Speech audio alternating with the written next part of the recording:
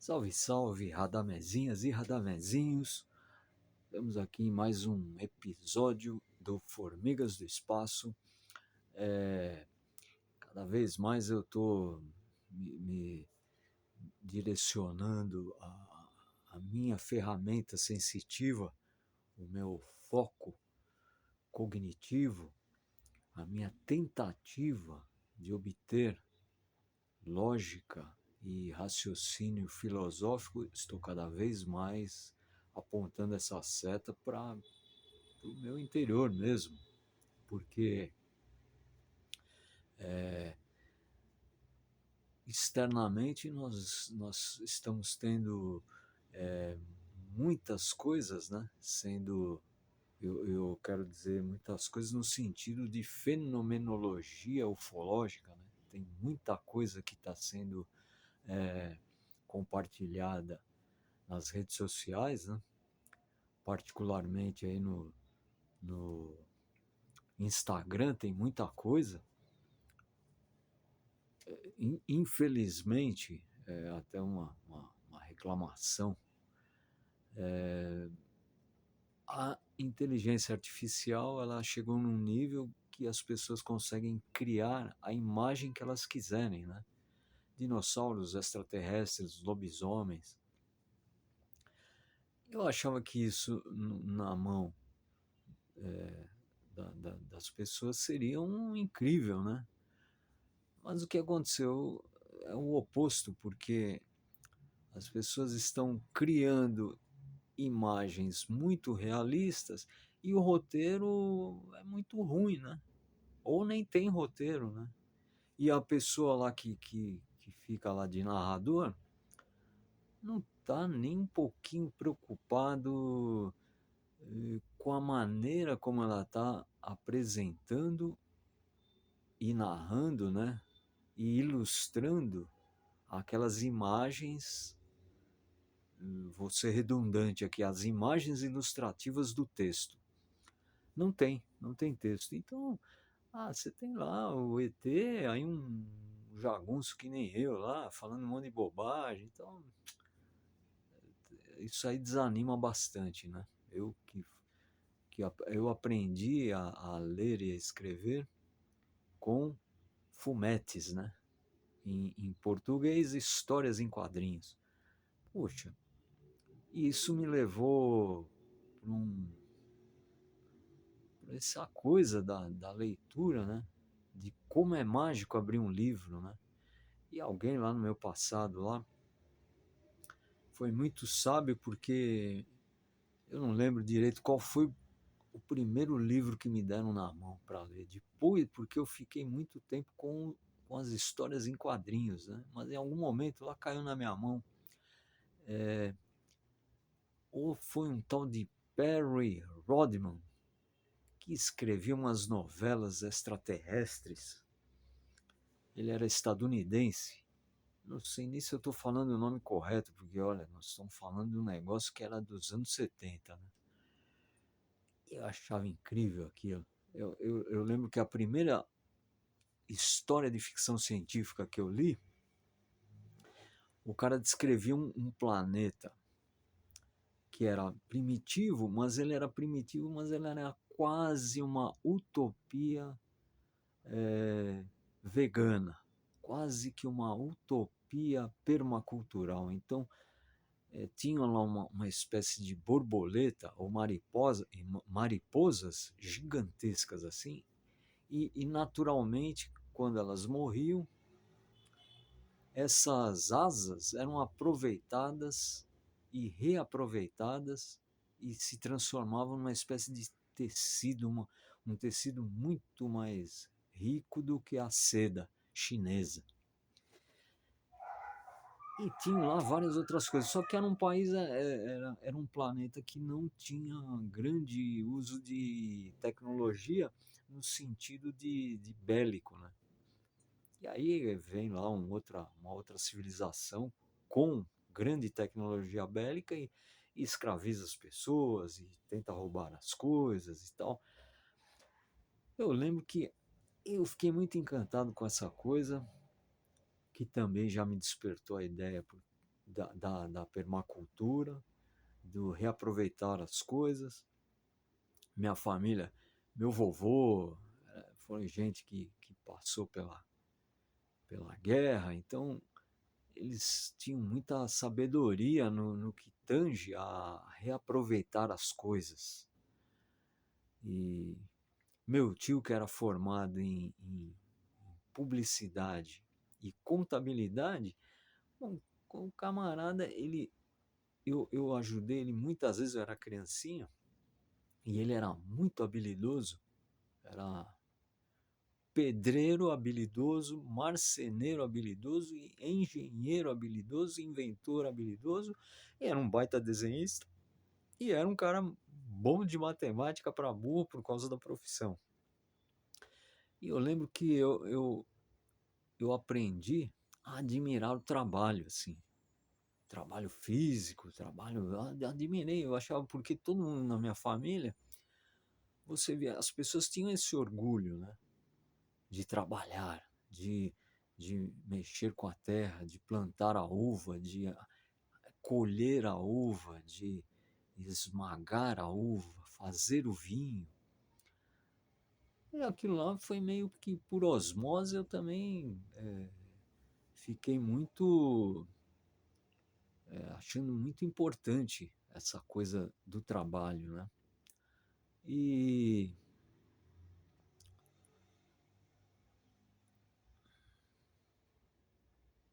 essa foi uma pausa dramática, porque é tão legal me lembrar desses meus parentes que já morreram há tanto tempo e são pessoas que estavam dia a dia, né? Eu estava do lado delas e é muito legal isso. Minha vovó, meu vovô, meu tio Radamés. Por isso que eu brinco com a turma aqui, eu chamo a turma de Radamezinhos e Radamezinhas. É o jeito que eu achei de me lembrar deste belíssimo camarada. Bom, essa literatura também me levou para esse lado que já era já uma coisa que os familiares tinham lá intuitivamente dentro da mente e do coração deles, que era reaproveitar as coisas. Minha avó era uma recicladora de alimento incrível, né? Era a grande piada que faziam, né? Que é ah, o pernil do Natal virava não sei o que, o pernil do Natal da sexta-feira à noite virava a coxinha na quarta-feira, né? Minha avó, ela tinha esse dom de ficar reciclando os alimentos para não jogar as coisas fora, tal. E os italianos, os europeus em geral que passaram pela guerra, tem essa coisa, né? De não desperdiçar alimento, de saber reciclar as coisas, de saber mexer com metais, de saber mexer com motores de carro, de caminhão, de saber fazer sapato com pneu. Era meio que eles passaram um bocado de perrengue, né? Na Europa. Inclusive os que destruíram tudo lá, que foram os alemães, que depois, quando a Rússia detonou Berlim, tudo, os alemães também ficaram na roubada, né? Então todo mundo aprendeu a se virar com a alimentação, com a vestimenta. Bom, estamos falando de livros, né? E do começo da minha senda nessa história da leitura, eu lembro que esse tal de, eu não sei se era Perry Whiteman, Perry Rodman, eu não vou lembrar disso aí, mas eu sei que esse livrinho foi o que me deu esse estalo, que legal esse negócio da ficção científica.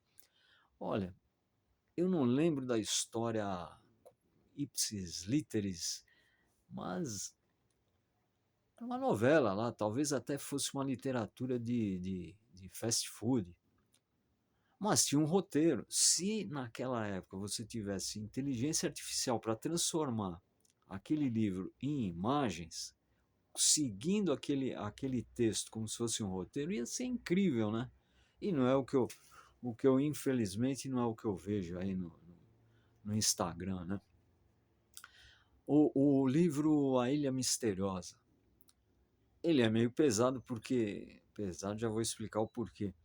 Aquela turma sai lá do balão, cai naquela ilha e tal, e tinha no meio deles tinha um engenheiro, tinha um jornalista, tinha eu não vou lembrar, tinha umas pessoas lá, um escravo, um afro-americano que fugiu lá da, da, da escravidão, era esse livro, acho que é na época da Guerra de Secessão.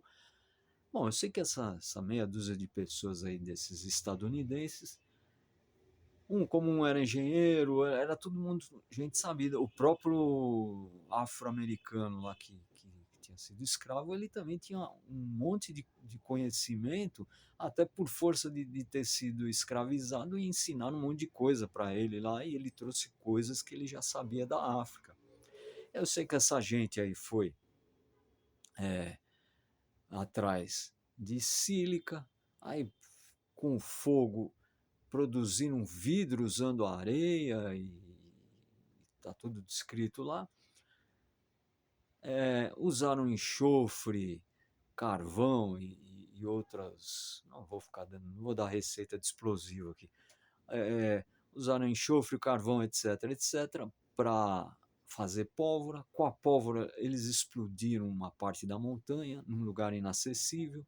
Aí, os buracos dessa montanha, eles fizeram janelas de vidro, fizeram elevador, fizeram um telégrafo, porque aí eles fizeram utensílios de cerâmica para se alimentarem, fizeram instrumentos, garfo, faca rudimentares, mas eles comiam com garfo e faca. Então isso também, a literatura te inspira, né? E na minha cabeça de criança achei incrível aquilo, uma situação que você chega numa ilha e ia morrer de fome ou comido pelas onças, os caras domaram a natureza, né? Porque essa era a mentalidade que esse livro é do Júlio Verne, né? Essa é a mentalidade lá dos franceses lá ou 1884 ou 1784, não vou lembrar agora. Era aquela coisa, né? De revolução industrial inglesa, tal. Então a natureza, doma a natureza e faz as coisas, tal. Tem esse lado que não é muito positivo, mas tem o lado da criatividade, do trabalho, né? Aí o jornalista ele conseguiu imprimir um jornal, né, na ilha, porque aí ele fez papel artesanal, igual no Egito Antigo, né? Fez papiros, um monte de coisa legal. Eu tinha lá o fumante lá, aí o afrodescendente não, o afro-americano, ele achou uma folha que era parecida com tabaco, aí os caras produziram o próprio charuto, né? E então é uma coisa que o trabalho também tinha essa, esse glamour, né?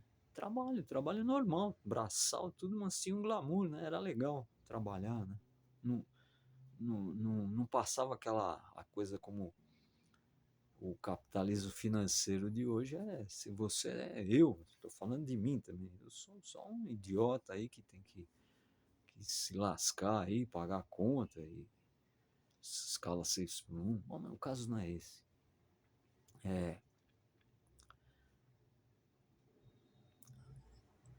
é uma pena que nós não estejamos dedicados a pensar a escrita na periferia. Isso não é totalmente verdade. Eu acabei agora, no dia 26 passado lá, fui muito honrado pela editora gráfica é, Heliópolis, do PC Marciano. Ganhei uma menção honrosa com relação à escrita aqui na periferia. tinha muita gente lá, tinham 20 editoras, tem muita gente produzindo muita coisa, mas eu não vi muita ficção científica, né? Acho que não vi nada de ficção científica. Eu vi bastante ficção lá, romances policiais, umas coisas, uns livros de suspense. O livrinho, não estou falando pejorativamente, porque o livro é fininho. O livro do Crack Leão, chama A Perda, é uma novela policial, né? E tá até por aqui. Não acho, não vou achar agora. Um livrinho policial, bem bacana, assim. E tava lá, né? Ele editou esse livro pela editora gráfica Heliópolis. Bem bacana, bem bacana. Cheio de intriga, gente matando gente, roubando gente, e todo mundo se lasca no final da história, que é bem surpreendente o final da história. Vocês têm que ler lá. E dá para ler rapidinho, é um livro que você lê rápido. Ou os ratos de biblioteca como eu, que pega livro de 1.800 páginas, lê em uma semana, né? Coisa que os caras falam que é mentira, mas fazer o quê? Quem gosta de ler, gosta de ler. Bom, tudo isso me remete ao estágio atual que estou passando e que eu até gostaria de falar sobre uma coisa que eu andei escrevendo aí no blog Sonhadoria Paulista de Tudo, que era um novo arco de exercícios. E, na verdade, eu preciso bolar um outro arco de exercícios agora, que é a coisa do ficar velho, né? Porque um dos remédios que eu uso para a velhice e para o isolamento social é a meditação e escrever, né? Escrever, ler e escrever salvou minha vida desde que eu me lembro, porque eu sempre fui um camarada meio isolado. Nunca fui do futebol, os esportes que eu curtia, a galera não gostava muito, porque a moda era Kung Fu. Numa, esticando muito a boa vontade, karatê. E eu gostava de judô, né? E era uma coisa então que todo mundo achava uma coisa meio de bunda mole, judô, e que é uma mentira, porque se você tiver uma situação ruim, olha, vou fazer a digressão, amoleça o seu coração. Se você tiver numa situação ruim, vou te falar que o judô e o jiu-jitsu é o que vai livrar sua cara. Não é um negócio para você bater nas pessoas, é um negócio para você não apanhar, talvez não levar facada. E se você for muito, muito bom, talvez não leve o tiro, mas não aconselho a tentar a sorte, né? E, e, e o que eu compensava com esse isolamento, porque era um cara esquisito, além do mais, tinha essa história de extraterrestre, já desde cedo, desde criança, tinha essa história de extraterrestre aí que não podia falar nada para ninguém, porque era tirado de débil mental, né? As poucas vezes que eu contei as histórias vivenciadas, achavam que eu estava sonhando, que não sei o quê, é aquilo de sempre, né? Aquela história de sempre. E lembro uma vez lá, eu fazer a digressão da digressão. Eu lembro uma vez que eu estava na cama e do nada lá apareceu um ser lá na beira da cama, devia ter 60 centímetros de altura, e aquilo lá não era para estar ali, né? Eu não assustei, eu fiquei olhando aquilo ficou me olhando, falei, caramba, meu, que história. Aí tinha um cachorro, minha mãe, acho que tinha um cachorro, chamava Shang, se eu não me lembro, que olha que isso aí, velho, é no tempo que que o Delfim Neto era ministro, se bobear até antes. O cachorro entrou, aquele serzinho lá, humanoide, tinha bracinho, perninha, tal, não tinha asa, não tinha ralo, não tinha chifre, sei lá, era bem humanoide assim, mas não muito. Humanoide, mas não humano, né? Aí o cachorro entrou no quarto com tudo e pulou nele, mas não pulou com beligerância. Pulou que nem cachorro faz festa com quem ele gosta, né? E na minha cabeça, eu estava com os olhos abertos, fisicamente eu estava acordado, né? Era de manhã. Conforme o cachorro foi lá fazer a festa para esse bicho, ele sumiu e ficou só o cachorro. Aí o cachorro virou, botou as duas patas em cima da cama e ficou muito sério assim, olhando para mim. Que o normal era ficar abanando a cauda e tal. E ficou uns 15, 20 segundos ali. Aí eu cheguei e falei assim: Ei, camarada, acho que eu falei Shang, que era o nome dele, não lembro. Falei: Ô Shang, o que aconteceu? Tá bem? Aí, vai lá. Aí ele reverteu para o modo canino de sempre. Aí pulou, rabo abanando, não sei o quê. Em suma, a gente. Esse tipo de história causava também um isolamento, né? Porque quando eu era moleque não tinha bullying. Os caras te enfiavam a mão, você enfiava a mão no cara e era uma desgraceira, né? Eu sempre fui chassis de grilo, ou para honrar o apelido, sempre fui chassis de formiga.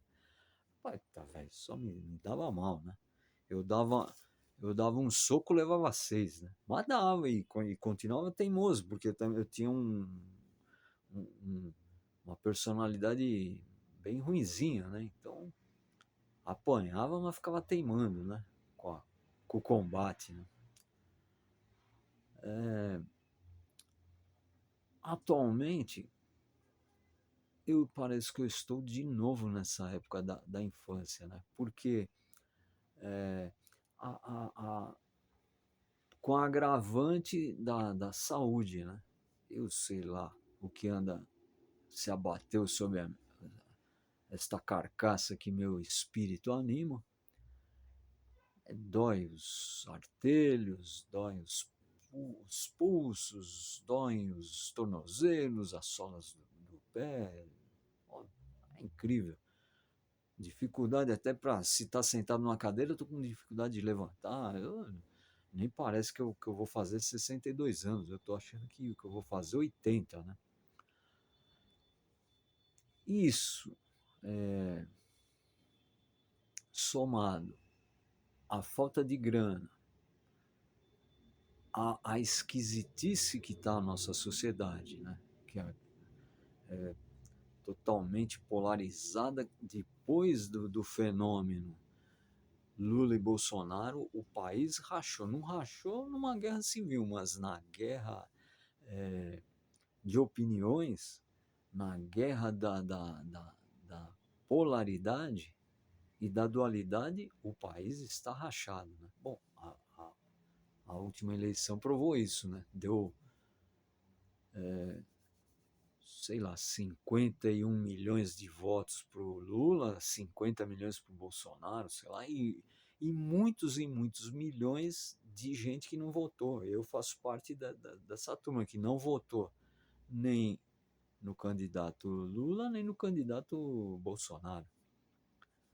Porque é uma gente aí que acho que você vai conversar, as pessoas não são muito de ter político de estimação, que eu acho que é uma boa atitude, meu. Nós queremos ver a vida melhorar, né? Queremos ver o país melhorar e queremos ver o mundo melhorar, né? E não é com política partidária que vai fazer isso, né? Se por um milagre eu virasse presidente da República, ah, Formiga, vai, é o cara, é o cara, porque morador de rua, sabe o que é passar fome, sabe o que é o preconceito, sabe, é velho, então sabe o que é ser velho, blá blá blá. Olha, as pessoas são pessoas, né? Então, se eu fosse o Santo Formiga, eu estou atrelado a um partido, né? E o partido, os interesses do partido não são os interesses do bem-estar da população, né? Então, não adianta. Política partidária, é, do não é, o capitalismo não é errado, mas as pessoas que promovem o capitalismo, elas são todas equivocadas. O comunismo não é errado, mas as pessoas que promovem o comunismo estão todas equivocadas. E assim vai. E nós temos isso em escala mundial. Então, a gente teria mesmo que pensar com inteligência, com desapego e neutralidade para essas questões, né? De como vamos desenvolver um outro sistema, uma política não partidária e outro sistema de que, né, nós temos aí desde de 15 de novembro de 1889, talvez tenhamos que mudar isso, né? Se der tempo ainda, porque agora, não sei, a coisa está tão estranha, é, no nicho do meio ambiente, no nicho da economia, no nicho da educação, da saúde. Hum, é, o, o, eu sempre repito essa mesma frase. Agora o máximo que a gente vai conseguir com muito trabalho é correr atrás do prejuízo, né? Do prejuízo de tudo isso que eu falei: saúde, educação, transporte, é, a empatia, a filosofia. Nós vamos ter que correr atrás do prejuízo, da bomba do meio ambiente, né? Porque tá de nos últimos 150 anos a gente já acabou com o mundo, né? Acabou com o oceano, acabou com o rio, acabou com a floresta. Então, nós ainda nos alimentamos de proteína animal, né? Então você tem aquele. E é de um jeito muito hipócrita, né? Porque se você for caçar o seu touro, a sua vaca lá, você vai ver como é sangrenta a coisa, né? Um bocado de, de cortar com a faca, e gordura, sangue, tendões, não sei o que, e aí bota aquela coisa lá para curar, né? Pra... Tô falando como se a gente fosse um agente que mora numa tribo que não tem a geladeira, tal, então você tem que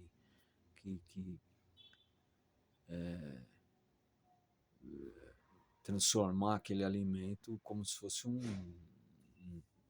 bacon lá, sei lá, uma coisa que não vai estragar, né? Eu me esqueci a palavra para essa conservação natural de proteína animal. E não, a gente está num jeito que você vai no supermercado, aí tem um desenho sorridente, aí aquela proteína animal tá toda em pedacinhos, então você nem tem ideia do horror que aqueles animais passaram. E não estou fazendo hipocrisia vegana, nem nada. Eu nem vegano eu sou. Quem me dera eu tivesse a, a inteligência e a sabedoria de ser vegano. Eu só não como os bichos porque hum, questão mais de misericórdia do que de inteligência da minha parte. Então é isso, né? Nós temos que correr atrás de tudo isso. E no meio desse bololô todo, tô eu, um velho, vai fazer 62 anos, nessa, nessa sociedade paulistana distópica, mas a distopia é mundial, né? Lutando não só pela sobrevivência física, mas pelo mínimo de sobrevivência mental, né? Bom, Acabei que não explicitei muito bem o ponto que eu queria chegar, mas fica aqui como se fosse um, um desabafo qualquer aí. E é isso aí. Muitíssimo agradecido, radamezinhas e radamezinhos.